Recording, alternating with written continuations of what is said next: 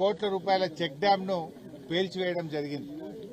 ముఖ్యంగా కాంగ్రెస్ హయాంలో చెరువులను పేల్చివేత, చెక్ డ్యాంల పేల్చివేత నిత్యకృత్యం అయిపోయింది.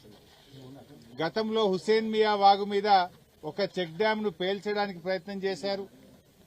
నిర్మల్ జిల్లా స్వర్ణ వాగు మీద ఒక చెక్ డ్యామ్ ను పేల్చేశారు.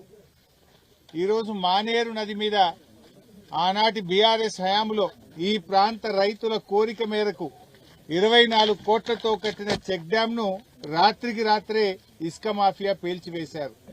ఇది నేను చెప్తున్న మాట కాదు. ఇటు ఓదెల మండల రైతులు, ఇటు జమ్మికుంట మండల రైతులు, పలు గ్రామాల రైతులు వచ్చి చెప్తా ఉన్నారు. రాత్రి 8 గంటల వరకు మేము చేపలు పట్టాం, ఇక్కడ ఏ ఇబ్బంది లేదు.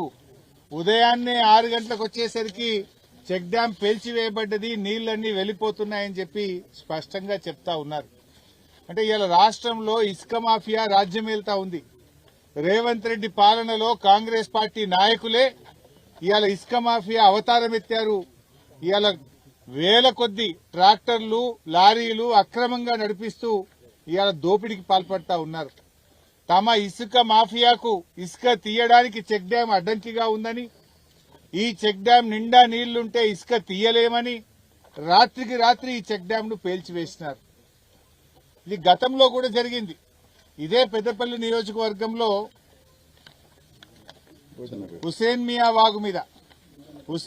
వాగు మీద భోజన్నపేట గ్రామంలో చెక్ డ్యాం పేల్చారు. అది ఆధారాలతో సహా రైతులే పట్టుకున్నారు. ఇగో ట్రాక్టరు, జిలటిన్ స్టిక్స్ ఇవన్నీ కూడా వ్యక్తులను కూడా పట్టి పోలీసులకు అప్పచెప్పారు. ఆ చెక్ డ్యాం ను పేల్చే ప్రయత్నం చేస్తుంటే రైతులు వెళ్లి ఆ ట్రాక్టర్ ను, జిలటిన్ స్టిక్స్ ను పేల్చడానికి వచ్చిన ఇసుక మాఫియా గుండాలను పోలీసులకు పట్టించడం జరిగింది. కానీ ఈ రోజు వరకు ఎఫ్ఐఆర్ నమోదు కాలే. ఎందుకంటే వాళ్ళు కాంగ్రెస్ నాయకులు. ఆ కాంగ్రెస్ నాయకుల్ని కాపాడుతున్న స్థానిక ఎమ్మెల్యే, ఈ జిల్లా మంత్రులు, కాంగ్రెస్ ప్రభుత్వం వాళ్ళని కాపాడింది. రైతులు రెడ్ హ్యాండెడ్ గా జిలటిన్ స్టిక్స్ ను ట్రాక్టర్లతో సహా పట్టుకొని ఆ పోలీసులకు అప్పచెప్తే ఈ రోజు వరకు ఎఫ్ఐఆర్ నమోదు కాలేదంటేనే ఇది స్పష్టంగా కాంగ్రెస్ పెద్దలు చేస్తున్న కుట్ర. ఇది రైతులు ఇచ్చిన కంప్లైంట్. భోజనపేట, కొత్తపల్లి రైతులు పోలీస్ స్టేషన్ లో 100 మంది రైతులు సంతకాలు పెట్టి వాళ్ళ ఫోన్ నంబర్లు రాసి రైతులే కంప్లైంట్ ఇచ్చినా కూడా ఇంతవరకు ఎఫ్ఐఆర్ కూడా నమోదు కాలే. అంటే ఆనాడు హుసేన్ మియా వాగు మీద ఇసుక మాఫియా గుండాలను అరెస్ట్ చేసి ఉంటే ఇవాళ మానేరు మీద చెక్ డ్యాం పేల్చి ఉండేవాళ్ళు కాదు. ఆనాడు మేము పేల్చే ప్రయత్నం చేసినా, రెడ్ హ్యాండెడ్ గా దొరికినా మా మీద కేసు కాలేదు, మమ్మల్ని కాంగ్రెస్ ప్రభుత్వం కాపాడుతుందని చెప్పి ఇవాళ వాళ్ళు రెచ్చిపోతున్న పరిస్థితి ఉన్నది. ఇవాళ ఈ చెక్ డ్యాం పేలి 3 రోజులైంది, ఇప్పటి వరకు ఏ చర్య లేదు. స్వయంగా ఇక్కడ ఉండే irrigation deputy Palakurthi Ravi, irrigation ఇంజనీర్లే పోలీస్ స్టేషన్ లో కంప్లైంట్ ఇచ్చారు. ఇది బాంబ్ బ్లాస్ట్ జరిగింది, గిలటిన్లు పెట్టి చెక్ డ్యాం ను పేల్చేసినారు అని ఇరిగేషన్ డిపార్ట్మెంట్ ఇంజనీర్లు పోలీస్ స్టేషన్ లో కంప్లైంట్ ఇచ్చి 3-4 రోజులైనా ఇప్పటి వరకు చర్యలు లేవు. మీరు ఏం చెప్పదలుచుకున్నారు? హైదరాబాద్ లోనేమో పేదల ఇండ్లు కూలుస్తారు, ఇక్కడేమో రైతులకు ఉపయోగపడే చెక్ డ్యాములు కూలుస్తారు. అంటే మీ ప్రభుత్వం కూల్చివేతలేదు తప్ప కట్టుడున్నదా? హైదరాబాద్ లో హైడ్రా పేరిట పేదల ఇండ్లను విధ్వంసం చేస్తా ఉన్నారు.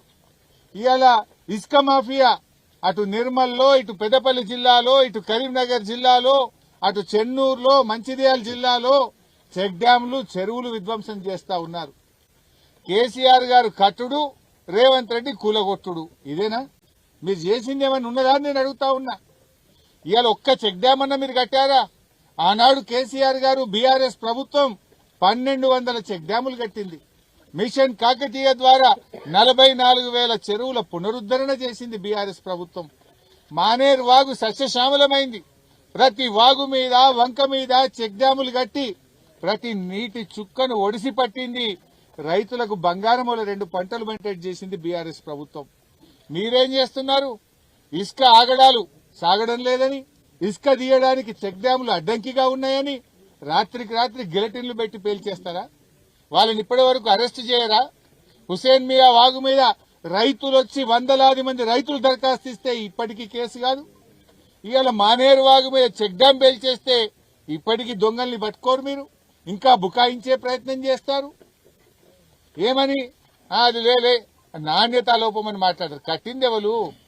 కట్టింది ఈనాటి రెవెన్యూ మంత్రి పొంగిలేటి శ్రీనివాసరెడ్డి గారి కంపెనీయే కదా, రాఘవ కన్స్ట్రక్షనే కదా కట్టింది.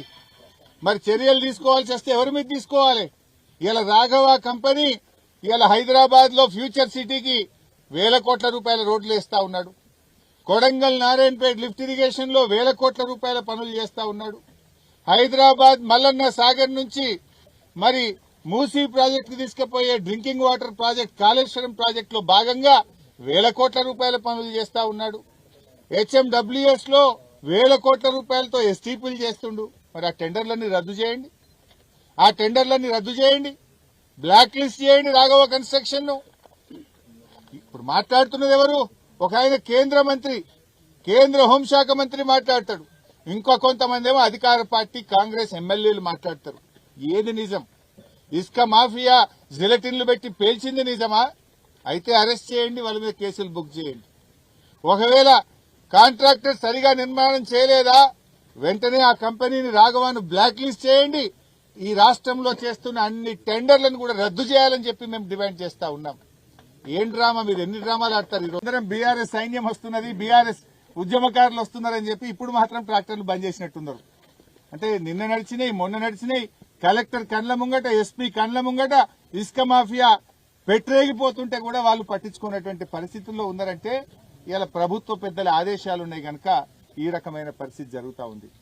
మేము కోరేది ఒక్కటే, ఇవాళ ఈ చెక్ డ్యామే, తనుగుల చెక్ డ్యామే కాదు, మీరు చర్యలు తీసుకోకపోతే మరి వేల కోట్ల పెట్టుబడితో కట్టిన మరిన్ని చెక్ డ్యాంలను ఇసుక మాఫియా పేల్చేసే ప్రమాదం ఉంది. లాస్ట్ టైం మీరు తీసుకుని వాగు మీద యాక్షన్ తీసుకొని ఉంటే ఈ చెక్ డ్యామ్ ఇవాళ పేలుండేది కాదు.